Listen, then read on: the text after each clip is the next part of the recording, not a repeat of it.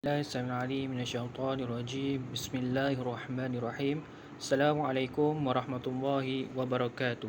Alhamdulillahirabbil alamin wassalatu wassalamu ala asyrafil anbiya'i wal mursalin wa ala alihi wa sahbihi ajma'in, amma ba'd. Alhamdulillah, insya-Allah pada hari ini kita akan menyambung bagi mata pelajaran Jawi tahun 4 yang sama-sama kita akan belajar ataupun berkongsi berkaitan tentang pelajaran yang keempat, insya-Allah. Dan hari ini kita akan selesaikanlah ataupun kita akan khatamkan Jawi tahun 4 dan seterusnya kita akan masuk Jawi tahun 5 akan datang, insya-Allah. Baik, untuk pelajaran yang keempat, murid-murid yang dikasihi Allah Subhanahu Wa Taala, yang tajuknya adalah imbuhan awalan ber, ter dan per. Okey, baik. Jadi kita tengok kepada imbuhan awalan. Dia ada imbuhan ber, ter dan per. Jadi murid-murid boleh buka muka surat 30-32. Jadi untuk petang ini Ustaz akan terangkan secara ringkas. Mungkin perkara ini ataupun tajuk ini mudah saja. Jika murid-murid kena fahami, kena fokus semasa Ustaz mengajar, insya-Allah. Baik, imbuhan awalan ber, ter dan per. Baca dan fahami. Setiap imbuhan awalan ber, ter dan per pada kata dasar yang bermula dengan huruf alif. Ingat huruf alif. Hendaklah dikekalkan huruf alif pada awal kata dasar tersebut. Okey, baik. Ingat, fokus huruf alif dan apabila bertembung dengan imbuhan-imbuhan yang tertentu. Baik. Okey, imbuhan ber. Tengok contohnya. Adab. Pastikan awalannya adalah huruf alif. Bila kita gabungkan dengan imbuhan ber, maka alif tersebut perlu dikekalkan. Contoh beradab, beriman, berulang. Tengok contoh yang lain. Ter, terabai, terikat, terusik. Okey, baik, seterusnya. Per, peroleh ataupun perolehan, peringatan, perutusan. Baik, mudah saja murid-murid, Ustaz tak nak susahkan. Ustaz harap awak faham. Baik, untuk aktiviti ni tak perlu bacalah. Kita fokus kepada perkara-perkara yang penting saja. Baik, untuk latihan ni awak boleh buka sendirilah ataupun boleh jawab sendiri untuk menguji kefahaman awak berkaitan tentang tajuk tersebut. Baik, kita terus kepada tajuk yang seterusnya. Pelajaran yang kelima berkaitan tentang awalan, imbuhan awalan peng dan meng. Okey, tajuk ni banyak sikit unitnya. Minta pelajar ataupun murid-murid untuk fokus. Baik, untuk imbuhan awalan peng dan meng ada dua tempat, maksudnya dua kata kunci lah. Kata dasar yang pertama, kata dasar berawalan huruf alif. Dan yang kedua, kata dasar bukan berawalan dengan huruf alif. Contoh ha, jim dan sebagainya. Okey, baik. Kita tengok cabang-cabang dia lah. Kalau kata dasar berawalan dengan huruf alif ada dua. Kekalnya huruf alif tersebut ataupun kita gugurkan. Kalau kita kekalkan huruf alif, maka yang dikekalkan adalah bila bertemu dengan A. Huruf A, suku kata terbuka. Manakala bila gugurnya huruf alif, maka ada tiga perkara yang murid-murid kena tahu, iaitu A, suku kata tertutup, huruf I atau I taling tertutup, huruf U atau O tertutup. Baik, bagi untuk kata dasar bukan berawalan dengan huruf alif, maka tidak berubah sama sekali. Baik, murid-murid yang dirahmati Allah Subhanahu Wa Taala, kita terus kepada unit yang pertama. Boleh buka muka surat 30-38. Baik. Baca dan fahami. Kata dasar yang bermula dengan huruf alif pada bunyi vokal tunggal hendaklah dikekalkan huruf alif apabila menerima imbuhan meng atau peng. Tengok contoh Okey, kata dasar dia asuh. Okey, fokus kepada alif. Asuh adalah huruf vokal tunggal. Maka kata dasarnya dia tidak berubah, maka huruf alifnya kekal. Pengasuh, mengasuh. Pengajar, mengajar. Pengalas, pengalis. alas, pengalas, mengalas. Asah, pengasah, mengasah. Okey, baik. Aktiviti yang boleh tengok sendiri. Soalan pun boleh jawab sendiri untuk menguji kefahaman masing-masing. Jadi, tahukah anda huruf alif? Tahukah anda huruf alif awal kata dasar yang berbunyi A vokal tunggal apabila menerima awalan meng dan peng tidak perlu digugurkan? Sama sajalah, cuma dia nak bagi kita faham. Okey, baik.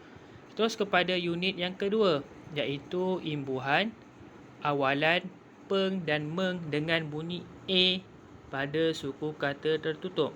Huruf alif awal kata dasar yang berbunyi A dalam suku kata tertutup. Fokus kepada awalan dan huruf A dah. Cuma katanya adalah suku kata ataupun kita punya point adalah bunyi A dalam suku kata tertutup. Apabila menerima awalan peng dan meng hendaklah digugurkan. Contoh, ampun, maka digugurkan huruf alif tersebut. Pengampun, ancam, pengancam, angkat, mengangkat, anjak, menganjak. Baik, murid-murid boleh fokus pada tulisan yang berwarna merah.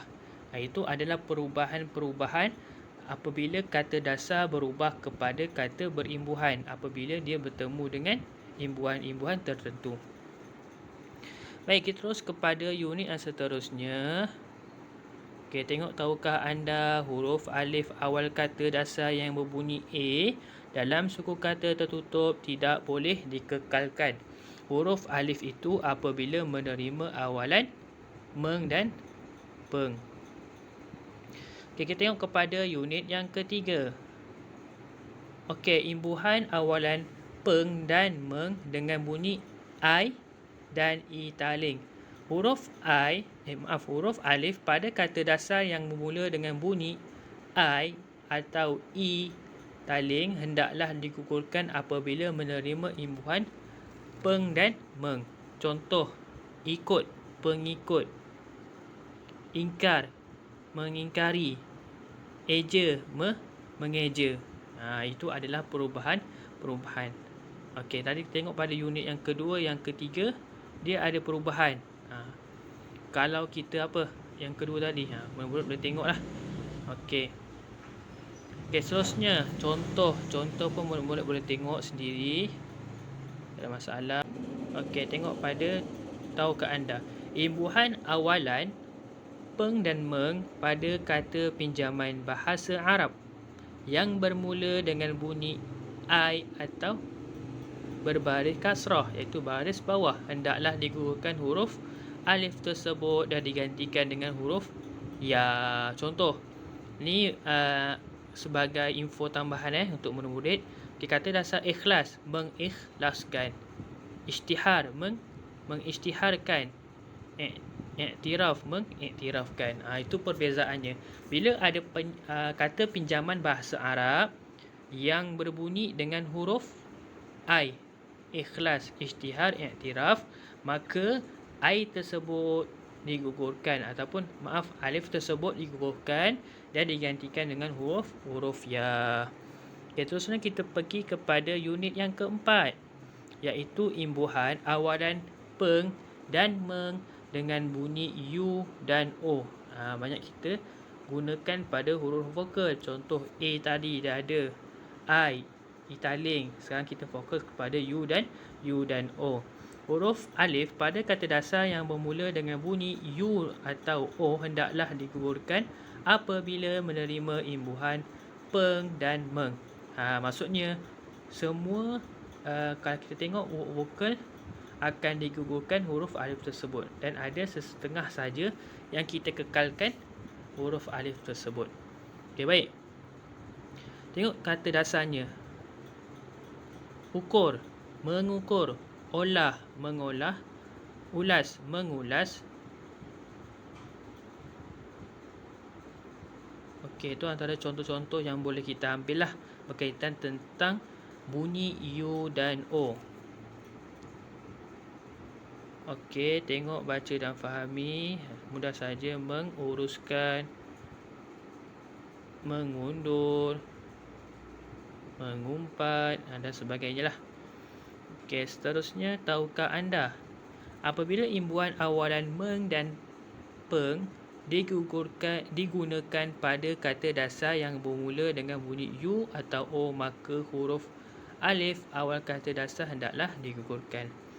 Okey, yang terakhir adalah unit yang kelima. Okey.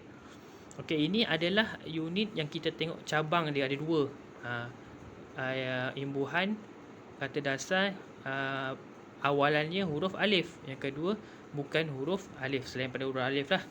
Apabila imbuhan peng dan meng digugurkan pada kata dasar yang bermula dengan huruf ha, kha, ga dan ha, hendaklah dikekalkan huruf awalnya. Contoh, halal, menghalalkan. Khusus, mengkhususkan.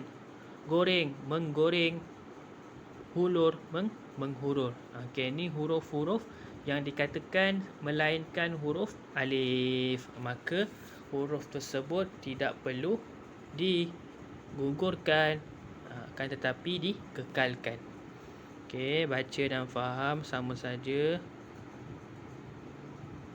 Menggosok, menggali dan sebagainya. Okey, baik. Alhamdulillah, selesai kita punya pembelajaran kita bagi mata pelajaran Jawi tahun 4. Moga-moga daripada permulaan yang Ustaz ajar sebelum ini dapat murid-murid fahami dengan baik, dengan jelas. Sekiranya tidak memahami dengan baik ataupun jelas, boleh bagi tahu Ustaz. Ustaz akan berkongsi lebih mendalam lagi, insya-Allah. Jadi sekarang itu saja perkongsian Ustaz ataupun pembelajaran PDPR kita pada hari ini. Mudah-mudahan Allah Subhanahu Wa Taala memberikan kita kefahaman yang baik. Lagi-lagi kita akan menghadapi ujian UPKK, insya-Allah. Kalau setakat ni bulan 10 lah. Kalau ada perubahan dan sebagainya, Ustaz akan maklumkan dari semasa ke semasa, insya-Allah.